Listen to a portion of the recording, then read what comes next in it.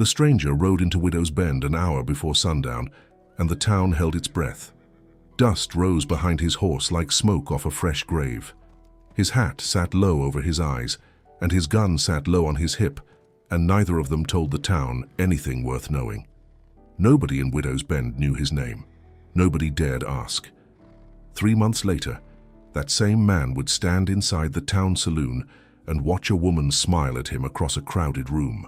The whole saloon would go silent, because every soul inside it understood exactly what that smile meant. But on this first evening, nobody understood anything yet. They only knew a stranger had come, and strangers rarely brought good news to a town like this one. Widow's Bend sat where the prairie met the mountains, at the ragged edge of the frontier. The town earned its name honestly. Too many husbands had died out here, in mine collapses, in gunfights, in the slow grinding cruelty of frontier winters. Too many wives had learned to bury their men and keep walking, because the land offered no other choice. The saloon stood at the center of Main Street, its doors swinging from sunrise until the last lamp burned low. Inside, men traded rumors faster than they traded coin, and a rumor in Widow's Bend could ruin a life quicker than any bullet ever could. Everyone in town had learned that lesson, one way or another, and most had learned it the hard way. Elias Crane owned the bank, and he owned most of the buildings lining Main Street besides. He also owned the water rights outside of town, all except one narrow stretch of creek that belonged to a widow named Clara Whitfield. Sheriff Boone wore the badge, but everyone in Widow's Bend understood who truly ran things. Justice bent easily here, whenever the right man pressed hard enough. Not everyone in town had turned their back on Clara completely. Old Mrs. Hutchins, who ran the boarding house at the far end of Main Street, still waved to her from the porch each morning. She had buried 2 husbands of her own, and she knew better than most how quickly a grieving woman could become a convenient story for other people to tell. "Folks need a villain more than they need the truth," she told Clara once, over tea nobody else in town would have shared with her. That's easier than sitting with their own troubles.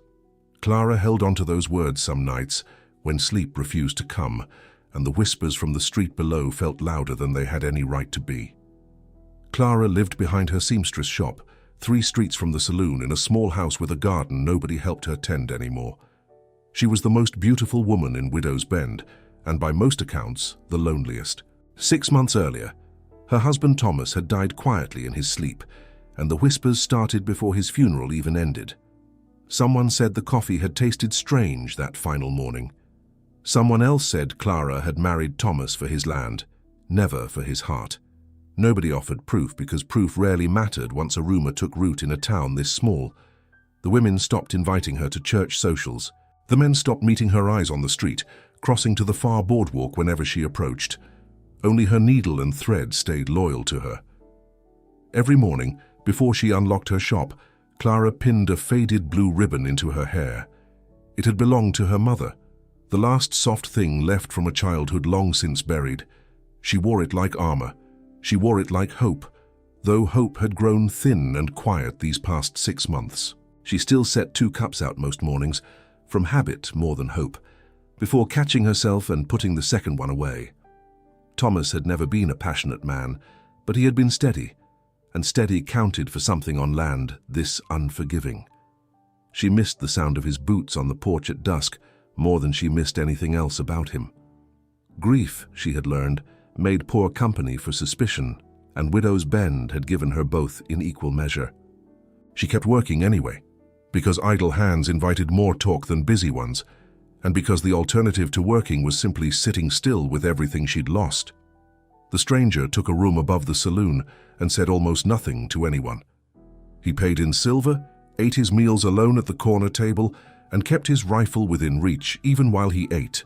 Men who had killed for a living carried a particular stillness about them, and this man carried it heavier than most who passed through Widow's Bend. He had ridden away from something, though nobody in town knew what, and he intended to keep it that way. Somewhere behind him lay a string of towns he had left in worse shape than he'd found them, and men he'd stopped counting once the number grew too heavy to carry. He told himself Widow's Bend was just another stop, another bed, another sunrise before he moved on toward nowhere in particular. He was wrong about that, though it would take him weeks to understand how wrong. Years ago, he had ridden for men like Elias Crane without asking too many questions about the work. He had collected debts with a gun instead of a ledger, and told himself the men on the other end deserved whatever came to them. One winter, in a town much like this one, he had watched a family lose everything because he delivered a threat he never should have carried. He hadn't pulled a trigger that day, but he hadn't needed to. The memory rode with him still, heavier some nights than the rifle across his saddle. He had been drifting west ever since, looking for a town where he could finally put that weight down, though he hadn't admitted that much to himself yet. His coat tore on a fence post his second morning in town, and the stable hand pointed him toward the seamstress without much thought. Clara looked up when the bell above her door rang and found a stranger filling the frame, his shadow stretching clear across her workroom floor. "I need this mended," he said, holding out the torn coat like something between a request and an apology. She took it without asking his name. Names, in her experience, were currency she'd learned not to spend carelessly on strangers. She threaded her needle and worked in silence, though she felt his eyes on her hands the entire time. "They talk about you," he said finally. Not quite a question. "They talk about everyone," she answered, not looking up. "Mine just happens to be interesting."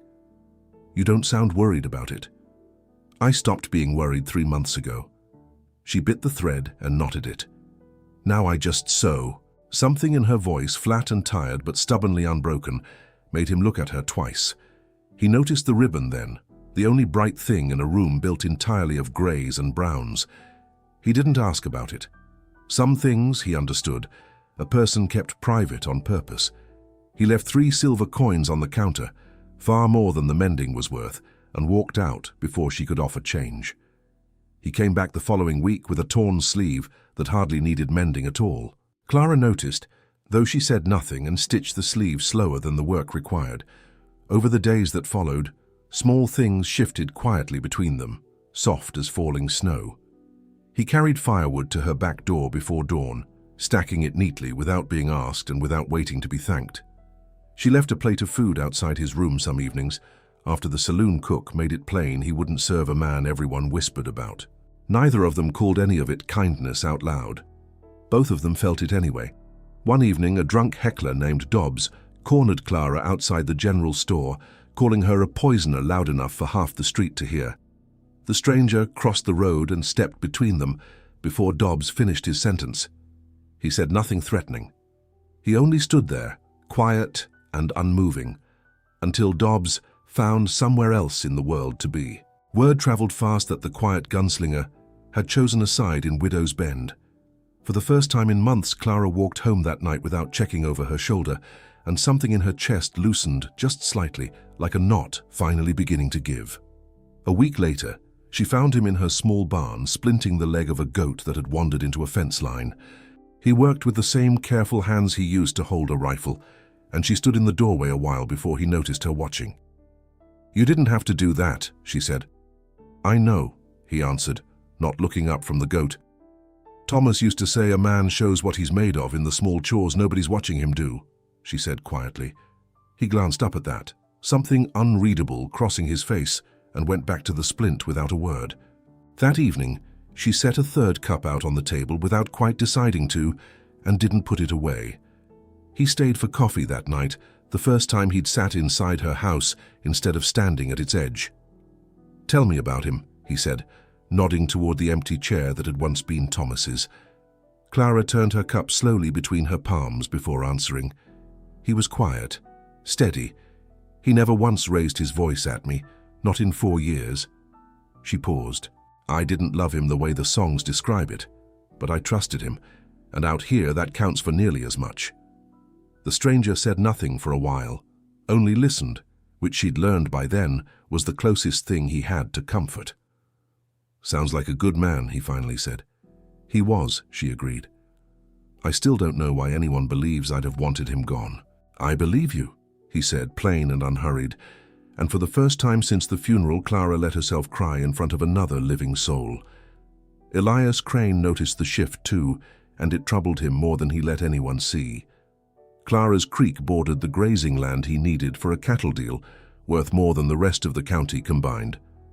Thomas Whitfield's sudden death had been meant to clear the way. His widow's stubborn refusal to sell had complicated everything Crane had planned. Crane had spread the poisoning rumor himself, quietly, through men who owed him money, and knew better than to ask questions. A guilty widow, shamed out of town, would abandon her land without a fight worth mentioning. An innocent widow with an armed protector was an altogether more dangerous problem, and Crane understood problems like that required solutions. He visited Sheriff Boone that same night and reminded him, plainly, who signed his salary each month. Boone left the bank with a knot in his stomach.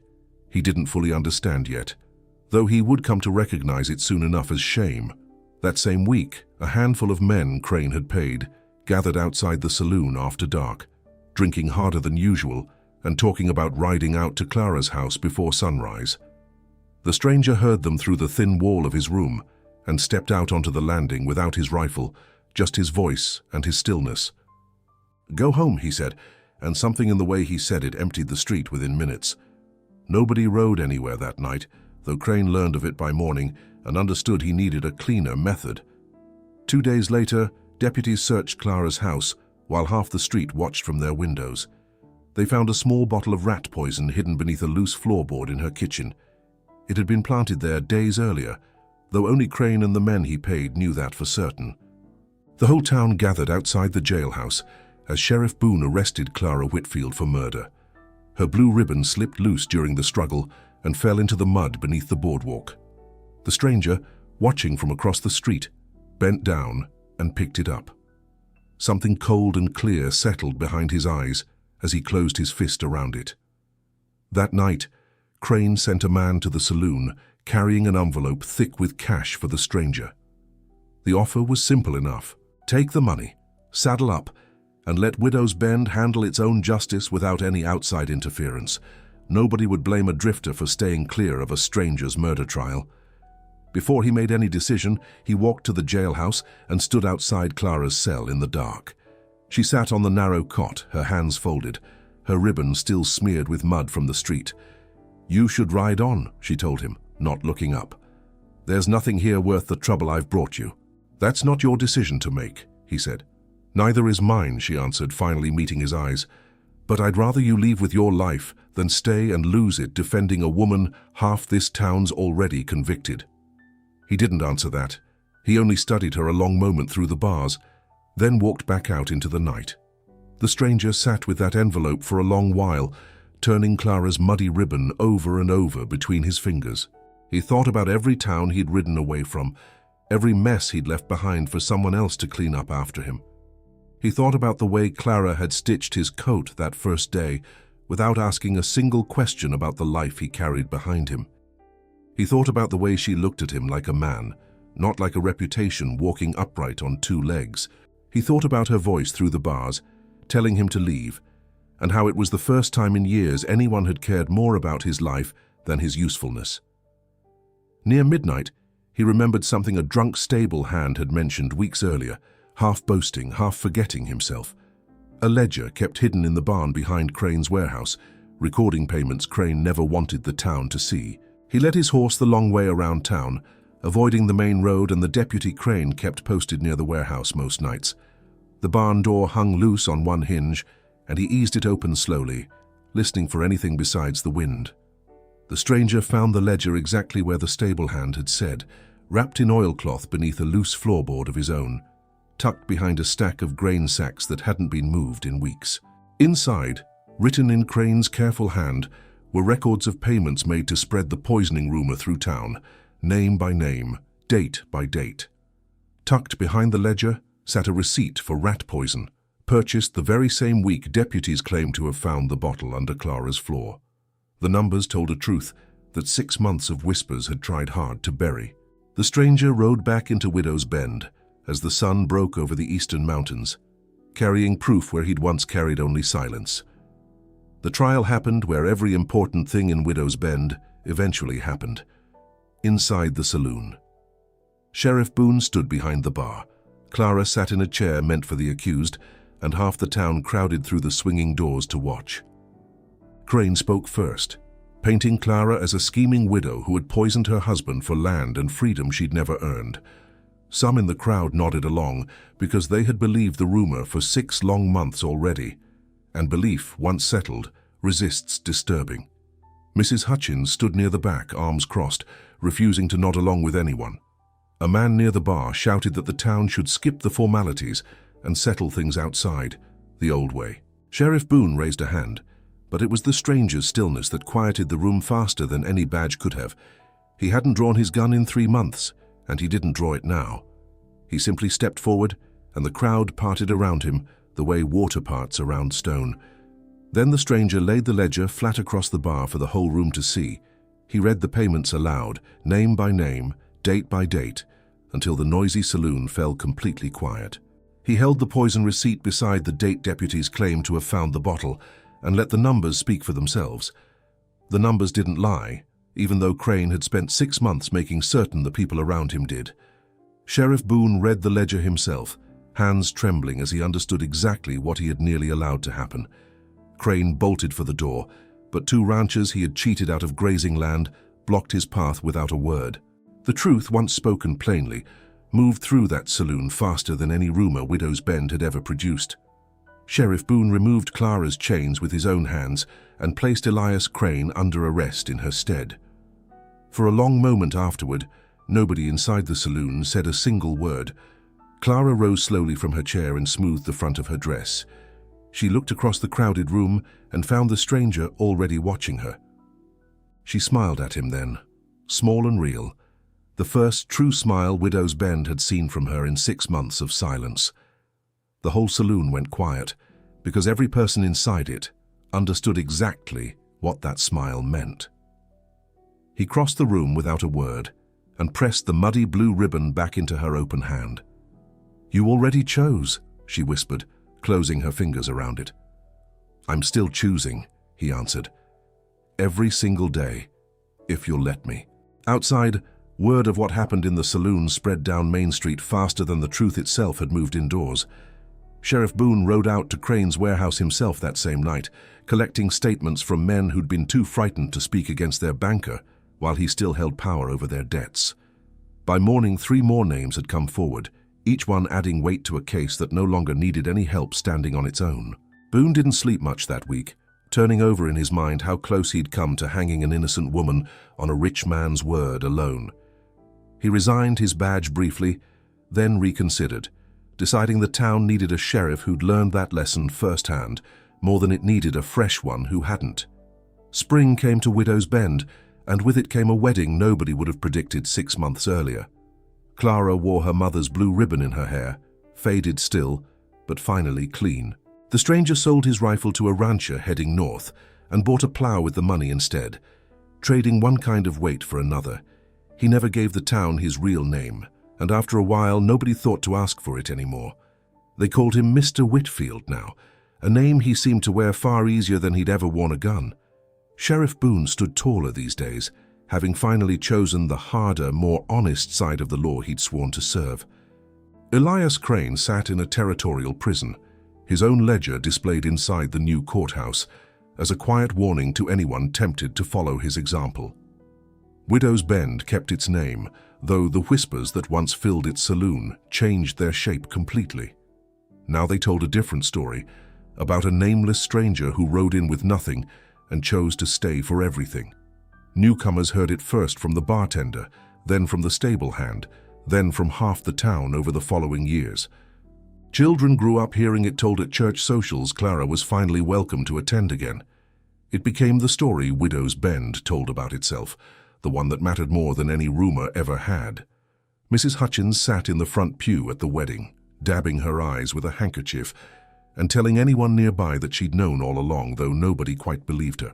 Sheriff Boone stood as a witness, his signature under both their names on the town register, a small correction for the mistake he nearly let happen. Dobbs, the heckler, sent a wedding gift with no note attached, which everyone agreed was as close to an apology as the man had in him. Clara kept sewing, though her hands moved lighter now, unburdened by 6 months of silent suspicion that had once followed her down every street in town. Some evenings, she still caught her husband watching her the way he had that very first afternoon in her shop, like a man who understood, finally, that some things deserve to be chosen again and again. The saloon still filled every evening with dust and noise and the endless business of small-town gossip, because some things about Widow's Bend would never change completely. But when Clara Whitfield walked through those doors now, the whole room still went quiet, out of respect this time, not suspicion. Some nights, they sat together on the porch long after the sun dropped behind the mountains, saying little, needing little said. He would sometimes reach for her hand without looking, the way a man reaches for something he's finally certain won't be taken from him. She would lean into his shoulder and think of Thomas kindly, grateful for the steady years he'd given her, grateful too for the different kind of steadiness that had followed. And somewhere beneath the noise and the passing years, a faded blue ribbon stayed tied in her hair, a small, stubborn symbol of a woman who survived the worst her town could say about her, and came out the other side chosen, believed, and finally, completely loved. In a town built on rumors, Clara Whitfield had become its truest story, the one Widow's Bend would keep telling long after everyone who lived it had gone quiet themselves. The end.